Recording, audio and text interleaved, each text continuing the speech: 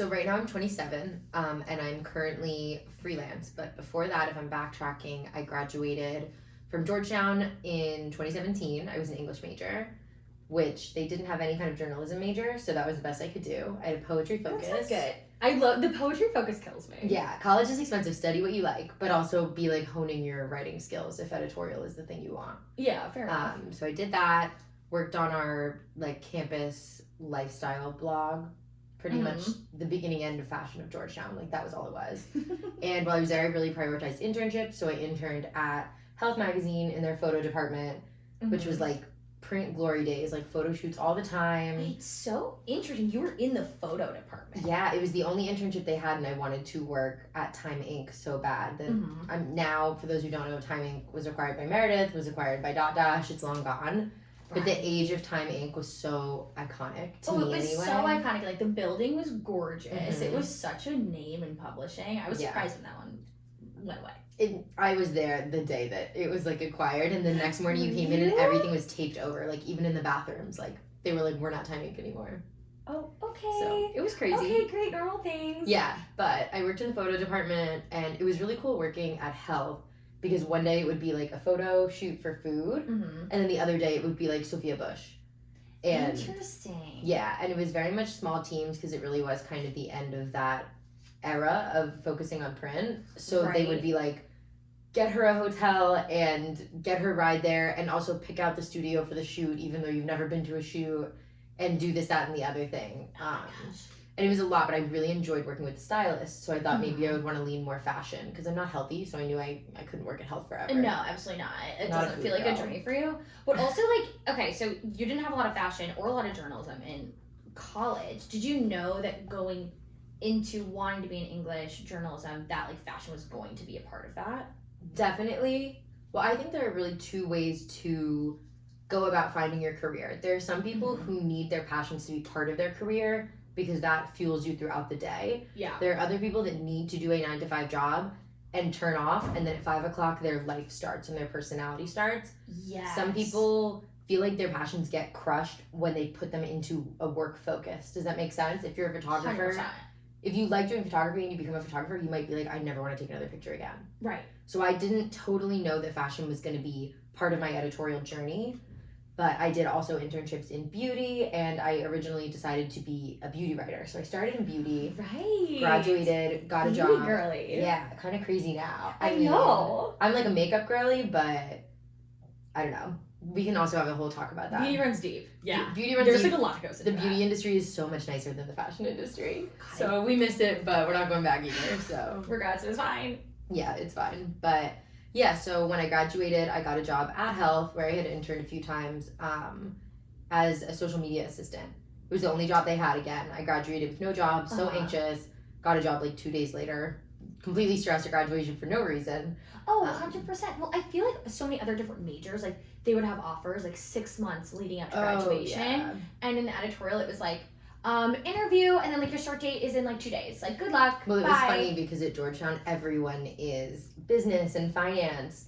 And so I was the only one who graduated without a job. I wasn't the only one like pivoting to editorial. And then I got my job and I went to tell everyone, and they were like, oh, great. And I was like, when do we all start? And they were like, oh, we don't start till September, October. I thought everyone was working like the next day. So I started. 100%. But I started 2 weeks after graduation. yeah. Yeah. I like it that way, though. I don't really like to stand still for too long. So it was good for me. I would have gone crazy and like started a business for like no reason or something. Exactly. Yeah. So that was my journey. I was so excited to be at Health, loved it so much. And eventually I realized that I was enjoying the writing aspect of my job more than the social media. Social editors, especially now with TikTok, I don't know how they do it. It's so impressive to me. Oh my God. It's so many things at once. And all of our jobs are that way, but social editors, maybe more than anyone else. I do not know how they do it. It's so constantly changing too, where like, if you know how to write, like that's your craft, and like, yeah, there's other aspects that change with it, but social, I mean, a new algorithm pops up every 2 seconds and a new platform every year. It's crazy. It's also such a dual role where it's like hours of scheduling where you're just sitting at the desk scheduling posts, but then it's also, okay, now go create fun content. And it's like, well, now I'm brain dead because I just worked at the computer for 10 hours. And you want me to film a fun Instagram reel? Like, I don't know how. Like, no, the brain is the off. brain would be off for the day. Absolutely not. So that was hard, but I really enjoyed writing for health. Okay. And my stories were always top performing. I really loved it. So I decided I was going to leave right after the acquisition, actually, because, like I said, the vibes had changed. Yeah. That's enough to change a vibe. Yeah, and I was still so young. So I left, and I started working at Elite Daily as a beauty and style writer part-time. So we're talking $15 an hour. This is my only job. Oh, yeah. So we're talking... That was my first job, too. It was like $15 an hour. And I was elated. I loved that job. I loved my boss, Teresa. Was so amazing. Taught me so much, but very much $15 an hour, 4 shifts a week, and you're living in New York. God. So it was a lot. Yeah. But it was exactly what I wanted to do, and I knew it was worth it. I'm also, Kendall knows, an awful eater, so the idea of having to have, like, ramen and Burger King every night, I was so down. Like, it was like, if I must. Yeah. When I look back at that time, all I would eat was those, like, when you go to Trader Joe's and in the frozen section, there's, like, the chicken with the vegetables. Like, it's a stir fry that's, like, so disgusting. It's like a glorified TV dinner, though. Yeah, that is all I ate my entire time, at, like, as an assistant level. That was it. Loved it so much. Realized that out of the beauty and style I was doing, I enjoyed the style more. And when I was writing beauty, I was always really known for, like, taking pictures. So before and after pictures of a foundation, of my eyebrow routine, of things like that. I really liked the content side and the photo side. And especially as the industry has gone so much more digital, being able to do that is so important, because a lot of really great journalists can't take a photo and don't care to. That's not their thing. No, exactly. But digital journalists like us in beauty and fashion, not all of us are, New York Times writers. So being able to have those other talents in your arsenal really goes a long way. Yeah, absolutely. It's an easy way to get pigeonholed these days with, like, digital being so dynamic. Like, you really have to be able to touch, like, multiple points. It doesn't matter necessarily what they are, but you have to be able to, like, combine and curate something. Exactly. Yeah. Even now, like, Photoshop is always a really big thing when I was applying places. And the only reason I knew Photoshop was because someone couldn't do what I wanted. And I was like, I guess I'll figure it out then. And now that's, like, such a thing. So even with content, it's like, if you can't get someone to do what you want to do, you have to have that skill set for yourself. Yeah. It's kind of stressful. It's so stressful. Yes. It's extremely stressful. So now you're breaking into the fashion side. What was, like, your first role then fully fashion? Like, what did you do after that? Yeah, so I want to say 2 years into being a writer at Elite Daily, Stylecaster recruited me for their fashion and lifestyle editor role, which was, like, the dream. Like, got the job, peed my pants, cried in public, embarrassing. I was so over the moon. Like, as you should, that's a big role to just, like, jump to. That's amazing. Beyond. I was so happy, and I worked there 2 years, and I loved it so much. I had a good little team, and we did so many new things for the site, and just tried so many new angles, and weren't afraid to be creative, and it was a really good time. And it was also during a pandemic, so it felt great to have a job in a company that really supported us during a pandemic. 100%. And I'm grateful for that.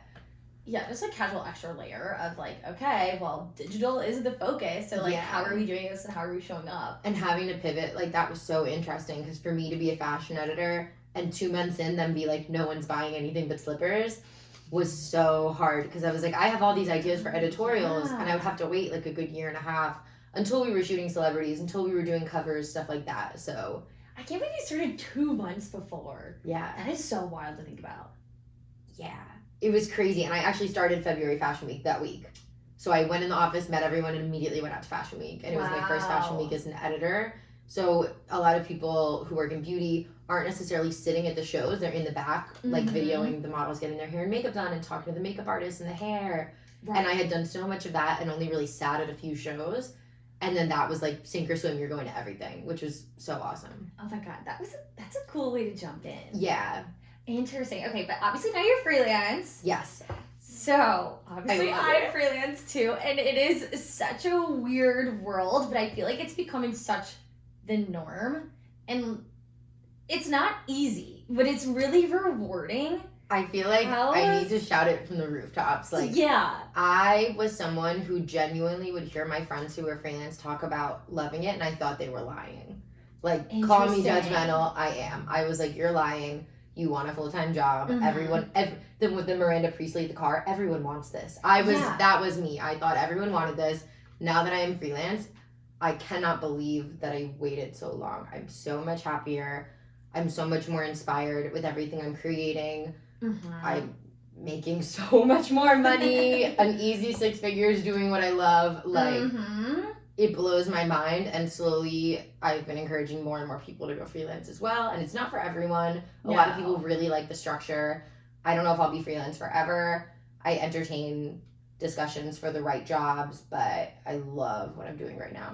It's just really so hard to beat with, like, editorial, for example. Like, you get to pick what you're writing in a sense. Like, you're pitching and you really, like, the way I set it up is I make sure I'm doing things I'm actually passionate about, instead of when you're in-house, you're really like, I mean, you're a member of a team. Like, you're a team player and you want to contribute in that way. I think everyone who's worked with me can say that I'm not that much of a team player. I'm a steamroller. I am. I'm a steamroller. It's a bad thing, but to be freelance, you have to be that way because you are your boss. You are your finance team. You are the person pitching you out to get jobs. Like, but if you love hard work and hate busy work, you will love being freelance. That's a really good way to phrase it, because I have people ask me all the time, like, I want to go freelance, blah, blah, blah, like, what should I do? And not that I tell people that you shouldn't, but, like, genuinely really think about it. Because I think they see the, like, I'm working from Guatemala and, like, that's fun and sick and whatnot, but chasing your invoices is not fun and sick. No, it's not.